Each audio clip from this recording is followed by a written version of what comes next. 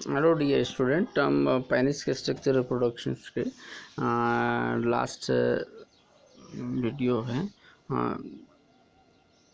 Last part पढ़ रहे हैं और इसमें हमने इसकी लाइफ हिस्ट्री के बारे में इसमें हम पढ़ रहे हैं। और उसमें हमने देखा था किस तरह से मेल कौन और फीमेल कौन का डेवलपमेंट होता है। देन उसके बाद में फीमेल कौन के अंतर्गत कैसे किस तरह से आर्किगोनिया का डेवलपमेंट वगैरह होता है उसका हम डिस्कस करेंगे। अगर हम ओव्यूल्स की हम बात करें, जो ओव्यूल्स इसमें मेगास्पोरोफिल के अंदर जो ओव्यूल्स का फॉर्मेशन होता है, अगर उसके स्ट्रक्चर की हम बात करें तो ये कुछ इस तरह से हमें दिखाई देता है। और उसमें आपको बाहर की तरफ तीन इंटेगुमेंट्स की लेयर है, outer fleshy layer, middle stony layer and inner fleshy layer.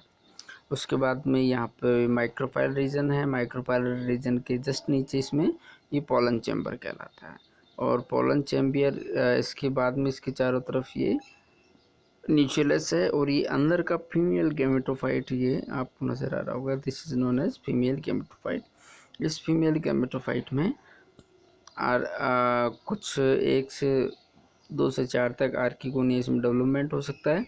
प्रत्येक आर्किगोनिया में एक फंक्शनल बड़ा एक सेल्स होती है और यहाँ पे न्यूक्लियस और फीमेल गैमेटोफाइट के बीच में आर्किगोनियल चैम्बर होता है।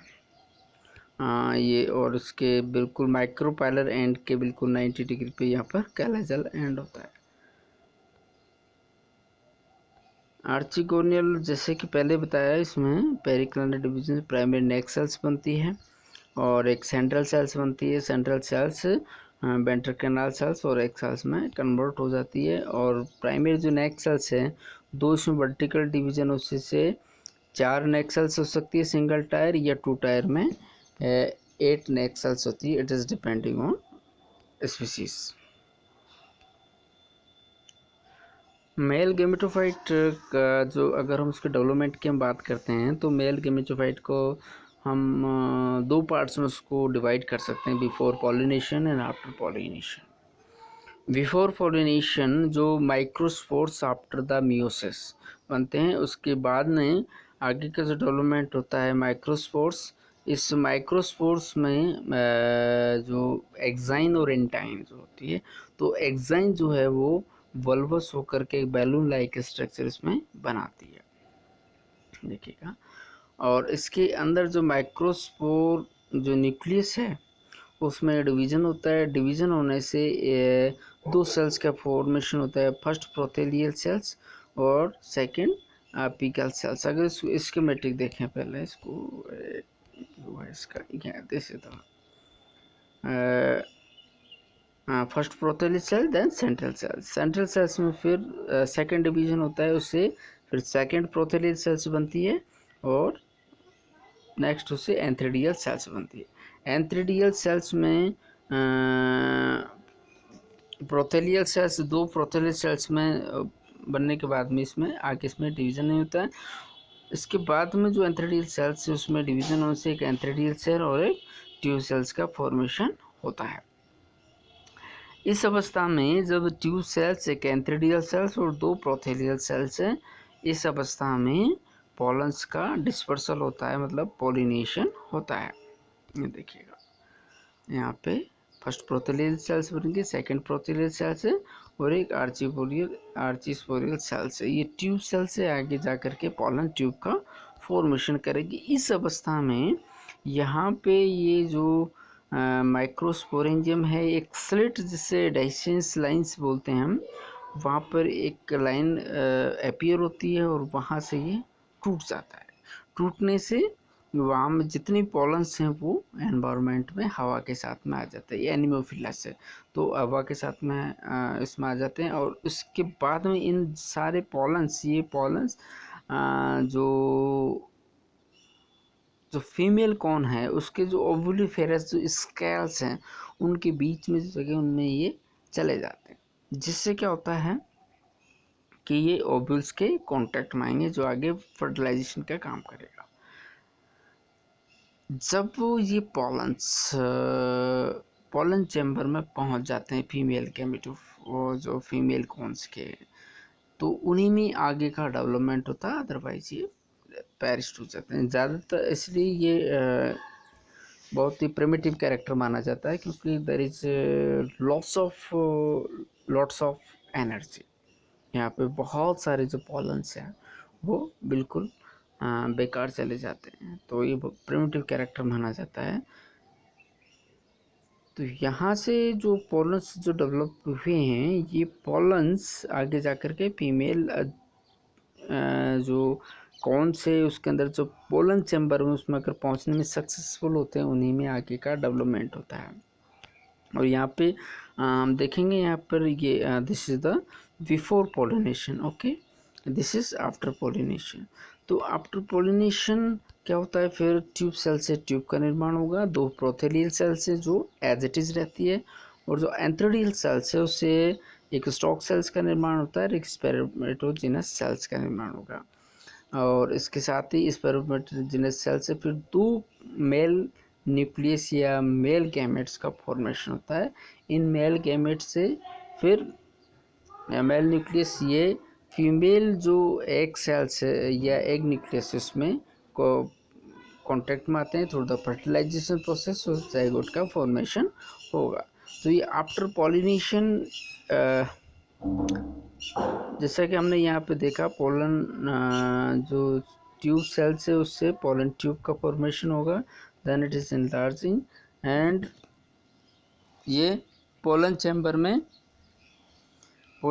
में जाने के बाद में फिर यहाँ पर इसका आगे का डेवलपमेंट स्टार्ट होता है।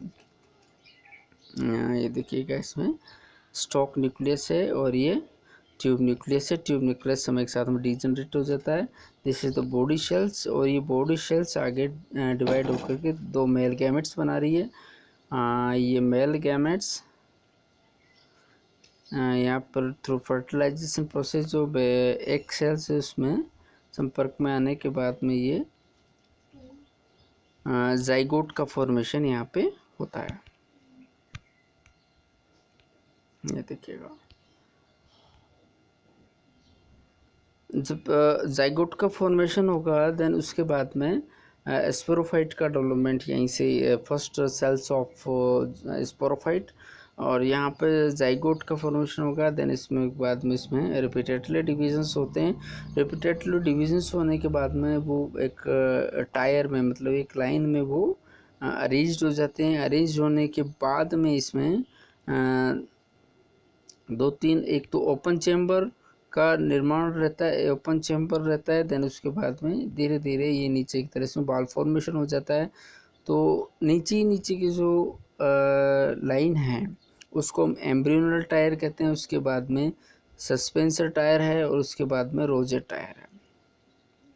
जो एम्ब्रियोनल टायर है उसमें आगे जाकर के एम्ब्रियो का फॉर्मेशन होना है, और उस एम्ब्रियोनल जो पार्ट है उसको ये जो सस्पेंसर पार्ट है, रोजेट सस्पेंसर पार्ट से सस्पेंसर का निर्माण होगा। और ये सस्पेंसर क्या करता है, उसको ओवल्स को ज़्यादा से ज़्यादा न्यूक्लियस में धकेलने की कोशिश करता है, ताकि उसको ज़्यादा से ज़्यादा उसमें न्यूट्रिशन उसमें मिल सके।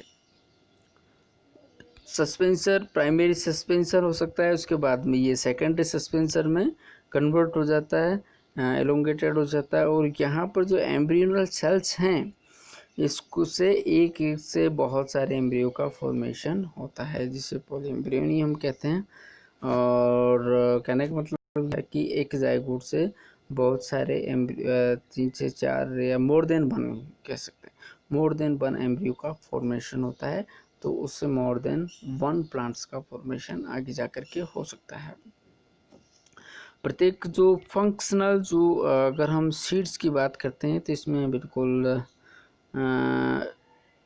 एक अंदर इसमें ये मैच्योर सीड है, इसके बाद में ये एक मैच्योर एम्ब्रियो है, और ये इसका लॉन्गिट्यूडनल सीड्स का अगर हम देखें तो बीच में ये कोटलेडेंस है, ये एम्ब्रियो है, ये इसको हम कर्नेल बोलेंगे। ये इंटेगुमेंट होता है, काफ़ी हार्ड होता है, न्यूक्लियर वीक हो जाती है, और ये न्यूक्लियस एरिया जैसे ही आफ्टर फर्टिलाइजेशन ये क्लोज हो जाता है। और जर्मिनेशन के दौरान सबसे पहले रेडिकल आती है, हाइपोकोटाइल, रीजन से। देन उसके बाद में इसमें फर्स्ट कोटरेडेंसिस के कोटरेडेंसिस में इसको न्यूरिशमेंट प्रदान करते हैं, डेवलपिंग जो शूट्स हैं, शूट्स और रूट्स को, और उसके बाद में नए पूरे प्लांट्स का फॉर्मेशन हो जाता है। दिस इज़ और ये लाइफ साइकिल है पूरी। तो पाइनस की अगर हम यहाँ पे देखें तो जो प्लांट्स है वो मोनोसियस है, मेल और फीमेल कौन सेम प्लांट्स पर हमें मिलते हैं। मेल कौन से हमें माइक्रोस्पोर बनते हैं और फीमेल कौन पे हमें मेगास्पोर्स बनते हैं। मेल कौन आगे डेवलपमेंट हो करके आगे डेवलपमेंट होता है और उससे मेल कौन के अंदर माइक्रोस्पोरेंजिया और माइक्रोस्पोरेंजिया के मेल गैमेट्स बनते हैं। मेल गैमेट्स में फिर आफ्टर मियोसिस मेल गैमेट्स बनते हैं और उसके अंदर फिर मेल न्यूक्लियस बनते हैं। इसी तरह से एक सेल्स के अंदर फीमेल जो न्यूक्लियस बनेगा और उसमें फर्टिलाइजेशन होने के बाद में फिर जाइगोटिक स्टेज स्टार्ट हो जाती है और फिर वो जो जाइगोट है वो एक सीड के फॉर्मेशन आ जाता है और आगे डेवलपमेंट होकर के पूरे प्लांट्स का फॉर्मेशन करता है। तो this is about the Pinus. Thank you.